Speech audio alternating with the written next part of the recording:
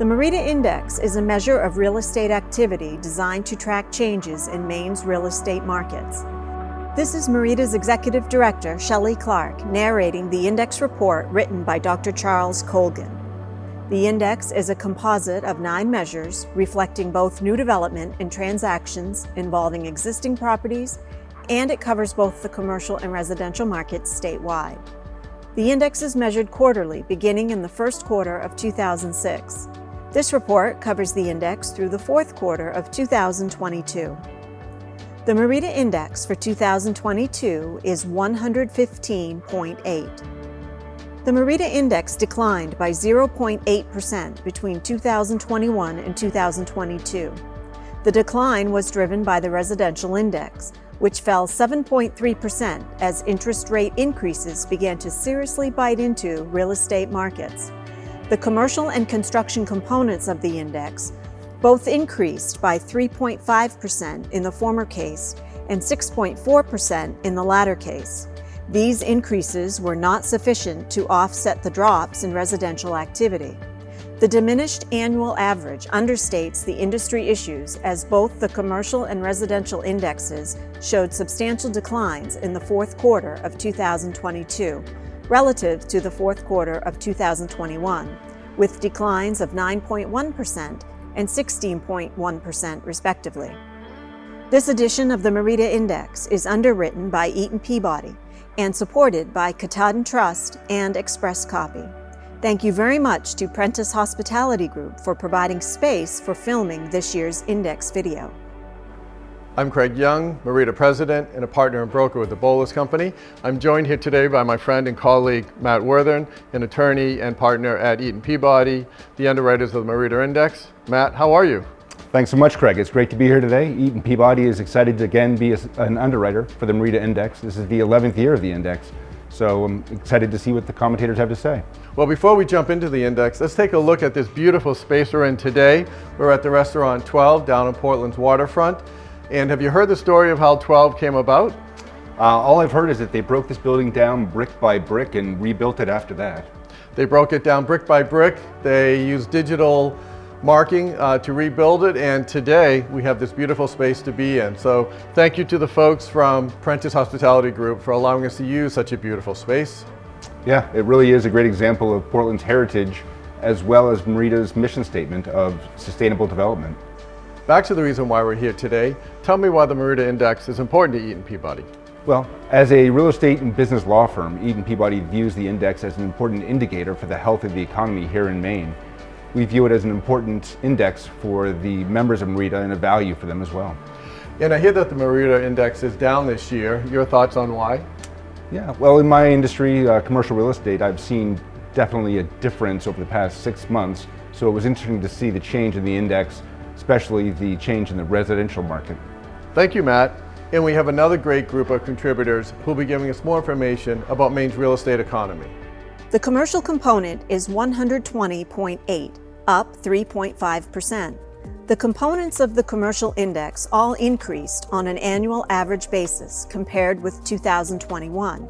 However, all 4 components also ended the year below 2021's end of year, calculated on a 4-quarter moving average basis. The index for the number of commercial real estate transactions reported in data received from the Bolus Company grew slightly on a year-by-year basis, but the end-of-year index value was down 4.3%. Commercial square feet also declined in the latter part of the year, along with both the average sales price per square foot and the average lease rate. Hi, I'm Stephen Nally. I work for East Brown Cow, and I am the General Counsel and Chief Operating Officer. So the commercial market in 2022 for us, we felt it definitely started strong. From our perspective, we really kind of kept it going. There's been a lot of interest, certainly in the retail commercial space. People are seeing there's a lot of opportunity here. Whether you're up in Lewiston, or you're up in Brunswick, or you're in Waterville, which we're seeing a lot of building and development going on there. A lot of these towns that have had great old centers, they're being revitalized. We think that Portland is one of the ones that is really at the forefront of all this. You can see how it can be done, how it can be successful. And for us, that's great because we're highly invested here and we want to see not only all of Maine succeed, but also certainly the Portland area lead the charge. So some of the trends we've seen in 2022 from the commercial market, if I separate them out a little bit, the retailers we found in food and beverage, there are a lot of places that are looking to open up and really benefit from what Portland already has very strongly here. Beer, distilleries, all this is going on. So we felt that there's a lot of people who are coming in and wanting to open up food and beverage opportunities here. Well, just what I've noticed in my kind of travels up through a lot of the different cities, I think anytime you have an urban center that's being successful in one part of the state, I think you're going to see that overflow where people are looking for other opportunities. Maybe they're priced out in one area, they want to go to another, but people are looking to revitalize these downtown urban areas to preserve some of the wonderful historic nature of them. And we're looking certainly to do that. And we certainly welcome other people who are doing that, but I think they're finding that people love that authenticity, certainly in Maine. The residential component is 112.8, down 7.3%. The weakest part of the MEREDA Index was the residential sector. 3 of the 4 components of the index showed declines on a year-over-year basis and on a fourth quarter over fourth quarter basis. The only component that continued to increase was the median sales price, whose index value grew 18% on an annual basis. At 174.3, the median price index reached its highest annual value. The highest quarterly value was 186.7 in quarter 2 of 2022, but the growth in index halted in the second half of 2022, falling to 170.0. The largest drop in residential index components was in permits. The index value fell by more than 32% on an annual basis. This fall in the number of permits reflects higher interest rates. Both mortgage originations and the number of existing units sold declined, with their index values falling 18.3% and 17.1% respectively year to year.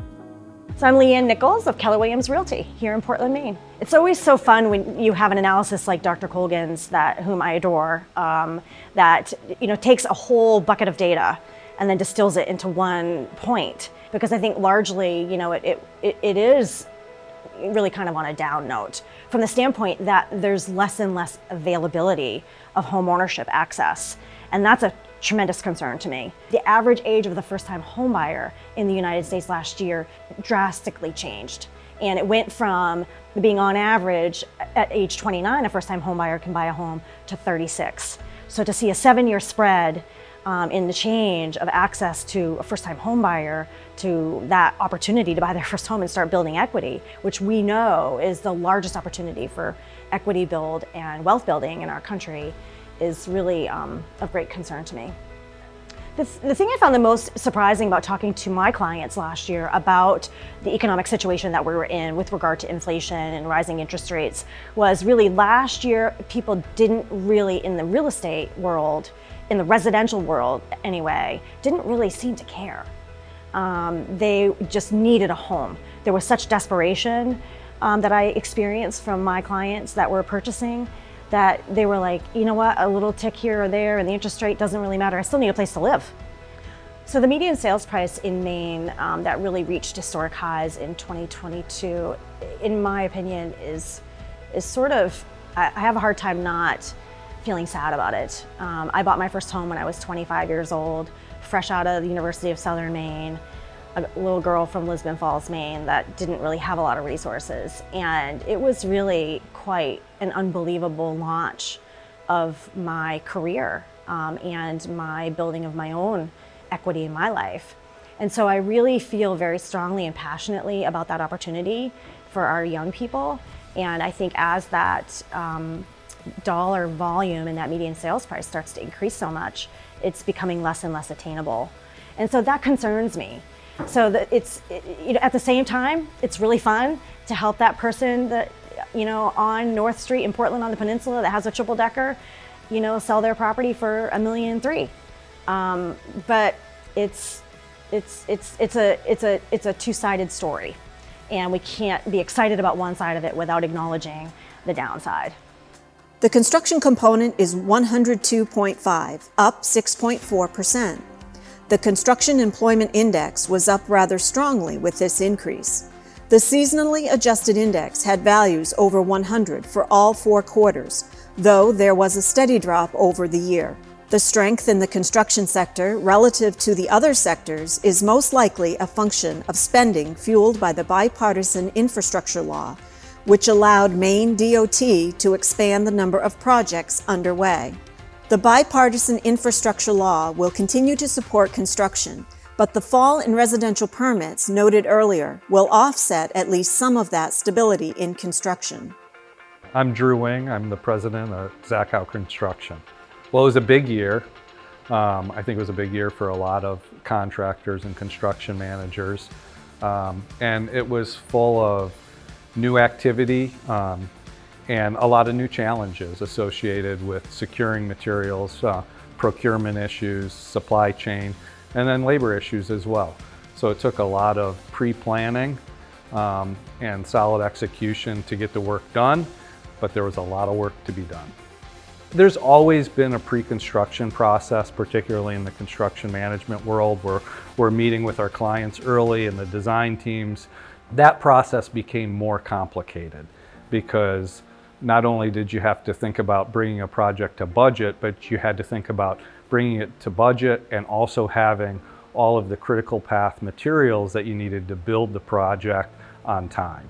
So that required a lot of work in advance, and in some cases it required owners being willing to order items in advance even prior to having a guaranteed maximum price. So it required owners and construction managers to kind of get out on the limb a little bit and take some risk that oftentimes we don't want to take. In 2022, the competition became a competition for good people. The work was there. What was really challenging was continuing to attract and retain the good people. So that's where I say that's where we put our focus, and I think it's paid off very well for us. I think for us, it's really been about focusing on the culture of our company, the culture that we've created over a 54-year history, celebrating that and making sure that as we grow, we stay focused on our core values and our mission. Thank you to Dr. Charles Colgan for preparing this edition of the MEREDA Index, and to the MEREDA membership for their continued support of MEREDA's mission. This edition of the MEREDA Index is underwritten by Eaton Peabody and supported by Katahdin Trust and Express Copy. Thank you very much to Prentice Hospitality Group for providing space for filming this year's Index video.